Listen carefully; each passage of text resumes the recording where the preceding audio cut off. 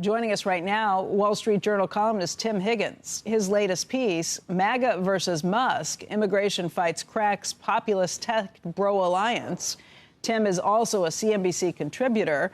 But, Tim, this has been a pretty interesting fallout to watch among the two factions at work here. Obviously, President-elect Trump weighing in at this point, saying that he's in favor of the H-1B visa proposals and plans. Does that end the debate at this point?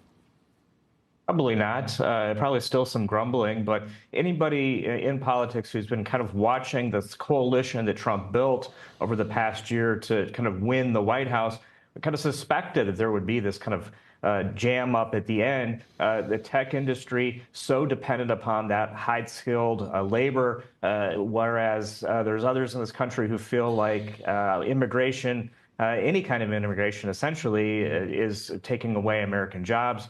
And so really, these were the two camps that were heading towards collision. I think what was surprising was the kind of the level, the tenor of that kind of outburst that occurred in the last few days, and how kind of excited we saw Elon Musk get, how really kind of vocal he became in defending that position. Clearly very important to him. Remember, he is an immigrant who became a U.S. citizen, and clearly out there swinging very hard at anybody who's kind of going after that program. You know, the tenor on the other side of that debate, though, has been pretty contemptible. This all was sparked after Sriram Krishnan's appointment to the Trump administration to act as a policy advisor when it comes to AI policy on things.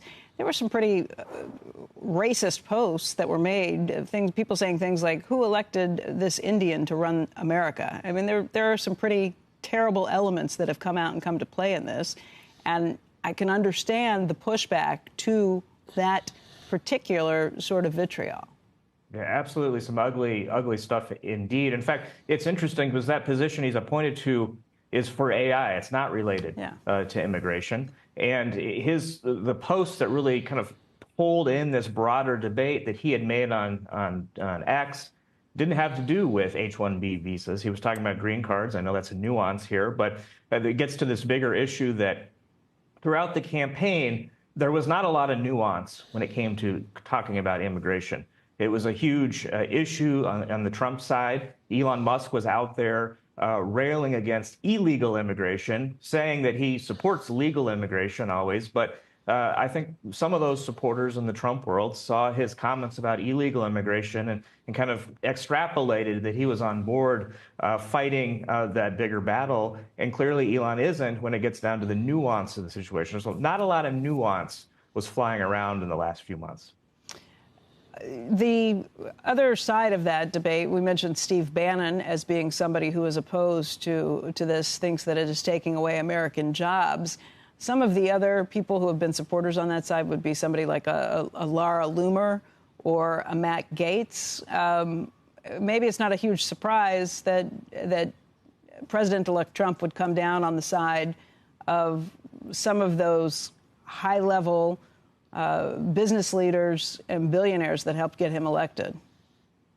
You know, it was somewhat confusing because in the past he has been against H-1B visas, and then earlier this year, when he went on the All In podcast, David Sachs podcast, he was talking in support of it. The campaign tried to maybe claw back some of those comments. So there was a little uncertainty exactly where his head was on this issue. And I think that's kind of what allowed the debate to grow so fierce in the last few days, was that essentially the two camps were making the argument in public, this kind of public town square debate of where the party should go in kind of a dramatic way. Yeah, so very unusual to see this happen. But I think in the last few weeks, we've seen how Elon Musk is going to be engaging in these political debates, right? Whether it was the spending issue in Congress, where the House was trying to pass that continuing resolution that he didn't like, and now this, he's clearly using his bully pulpit to push very dramatically the things that he wants politically.